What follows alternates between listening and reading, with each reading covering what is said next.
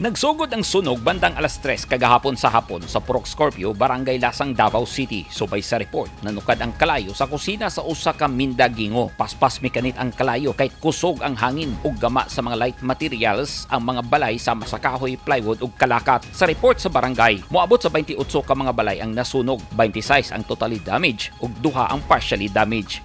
As of this time, sir, dapat sila sa katong vicinity sa Fish Landing area. Gipangan pa namo sila o katong tent nga gi-issue sa city. Pero karong hapon, mga 5 o'clock siguro, i-transfer na namo sila dito sa gym sa Alicia Elementary School. Kaya kagabi, Magot, nauman ang sunog. Siguro na sa mga 6 o'clock na sa gabi. Unya para mag-consolidate pa ang pamilya, dito pa namo sila gi-house temporarily sa Fish Landing. Nagpadayon pang assessment sa CSWDO sa mga pamilyang apektado sa sunog alang sa assistance nga ihatag ngadto kanila. Mao na akong ginahope, sir. Na naman po ang mga taga-CSDO kagabi pa lang daan. Most likely, mao mo ginaibuhaton sa syudad ug makomply na namo itong mga requirements. Wala hinoy na report nga naangin nga kinabuhi atol sa sunog.